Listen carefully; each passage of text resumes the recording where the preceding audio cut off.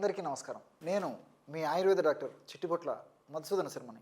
మనం ఈ వీడియోలో గ్యాస్ట్రిక్ ట్రబుల్ సమస్య తగ్గేందుకు సోంపు గింజల వైద్యం అనేటువంటి చక్కటి ఆసక్తికరమైనటువంటి అంశాన్ని గురించి తెలుసుకోబోతున్నాం. ఈ రోజుల్లో గ్యాస్ట్రిక్ ట్రబుల్ సమస్య పిల్లల నుంచి పెద్దల వరకు అందరికీ కలిగేటువంటి అత్యంత సర్వసాధారణమైనటువంటి సమస్య. ఈ గ్యాస్ట్రిక్ ట్రబుల్ సమస్య వల్లనే అనేక రకాలైనటువంటి లక్షణాలు వస్తాయి, అనేక రకాలైనటువంటి జబ్బులు కూడా వస్తాయి అన్నమాట. మరి ఈ గ్యాస్ట్రిక్ ట్రబుల్ సమస్య అంటే ఒక్కొక్కరిలో ఒక్కొక్క రకమైనటువంటి పద్ధతిలో వివిధ రకాలైనటువంటి లక్షణాలు కలుగుతుంటాయి.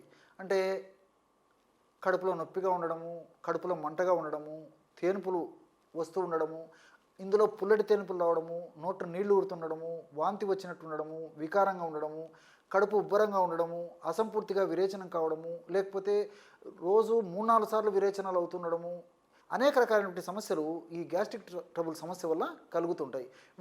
అన్నిటిని కూడా మనం గ్యాస్ ట్రబుల్ లేదా గ్యాస్ట్రిక్ ట్రబుల్ అనేటువంటి సమస్య కిందనే సర్వసాధారణంగా చెప్తూ ఉంటాం అన్నమాట. ఆయుర్వేద వైద్య విధానంలో మన మహర్షులు అజీర్ణం అనేటువంటి పద్ధతిలో స్థూలంగా ఈ యొక్క సమస్యను గురించి చెప్పి అజీర్ణంలో ఉన్నటువంటి రకాలేంటి, అదేవిధంగా ఎలాంటి లక్షణాలు ఉంటాయి, అట్లే ఎలాంటి చికిత్సా విధానాలు అవలంబించాలి, ఎలాంటి జాగ్రత్తలు తీసుకోవాలి మొదలగు వివరాలు కూడా మనకు ఆయుర్వేద వైద్య విధానంలో చెప్పడం జరిగింది. మరి ఈ గ్యాస్ట్రిక్ ట్రబుల్ సమస్య తగ్గేందుకు ఔషధాన్ని ఎలా తయారు చేసుకోవాలంటే సోంపు గింజలను వేయించి చూర్ణం చేసేసి ఒక 100 గ్రాములు తీసుకోండి. సోంపు గింజలు తెలుసు కదా, జీలకర్ర కంటే పెద్దగా ఉంటాయి, సువాసన భరితంగా ఉంటాయి, కాస్త తీపి గుణాన్ని కలిగి ఉంటాయి. మరి పచారీ కొట్టలో, డిపార్ట్మెంటల్ స్టోర్స్లో ప్రతి చోట దొరుకుతాయి. చాలామంది ఇళ్లలో కూడా ఈ సోంపు గింజలు ఉంటాయి.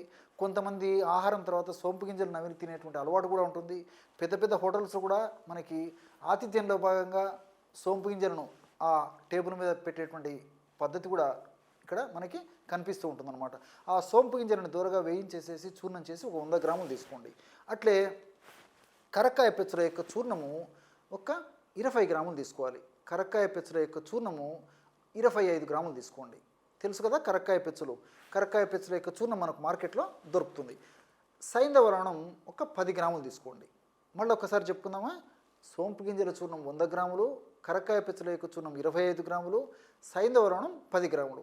ఈ 3 పదార్థాలను బాగా కలిపేసి ఒక గాజు సీసాలో నిల్వ ఉంచుకొని రోజు 2 సార్లు, ఉదయం ఒకసారి రాత్రి ఒకసారి కానీ, లేదా మధ్యాహ్నం ఒకసారి రాత్రి ఒకసారి కానీ ఆహారం సేవించిన తర్వాత ఒక 5 నిమిషాలు ఆగిన తర్వాత ఈ యొక్క ఔషధాన్ని సేవించాలి. ఎలాగంటే పూటకి టీ స్పూన్ తెలుసు కదా, చిన్న స్పూను, ఆ స్పూన్తో సగం అంటే 2.5 గ్రామ్స్ ఆ హాఫ్ టీ స్పూన్ పౌడర్ని ఒక కప్పు నీళ్ళలో కలిపి సేవించాలన్నమాట.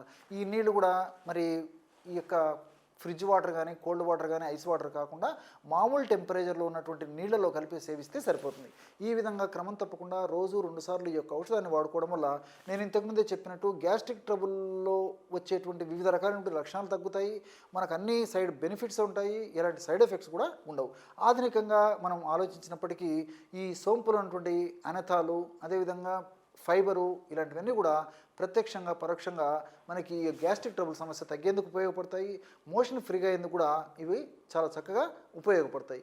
దీంతోపాటు కరక్కాయలు కూడా చెబురిక్ యాసిడ్, ఇలాంటి అనేక రకాలైన రసాయన పదార్థాలు, అదేవిధంగా ఫైబరు, పెక్టిన్ లాంటి ఫైబర్, ఇలాంటి పదార్థాలు కూడా ఈ కరక్కాయలో ఉండడం వల్ల ఇవి కూడా చాలా చక్కగా మనకి ఈ జీర్ణశక్తికి ఉపయోగపడమే కాకుండా మరి వివిధ రకాలైనటువంటి జబ్బులు రాకుండా కూడా ఈ యొక్క కరక్కాయలో ఉన్నటువంటి వివిధ రకాలైనటువంటి ఈ యొక్క రసాయన పదార్థాలు ఉపయోగపడతాయి.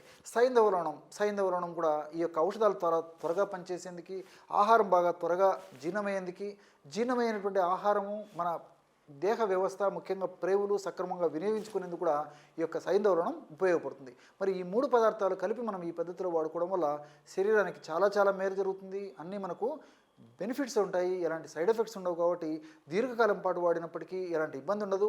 మరి ఈ పద్ధతిలో ఈ యొక్క డోసులో ఔషధాన్ని తయారు చేసుకుని ఆ ఔషధం అయిపోయిన తర్వాత మరలా తాజాగా తయారు చేసుకుని వాడుకుంటూ ఉండాలి. ఎక్కువ రోజుల పాటు మనం ఎక్కువ ప్రమాణంలో ఈ యొక్క ఔషధాన్ని తయారు చేసుకొని మరి ఎక్కువ రోజులు నిల్వ ఉంచుకోవడం వల్ల ఔషధ గుణాలు తగ్గిపోయేటువంటి అవకాశం ఉంటుంది. కాబట్టి మరి ఔషధాన్ని నేను చెప్పినటువంటి పద్ధతిలోనే తయారు చేసుకోవాలి.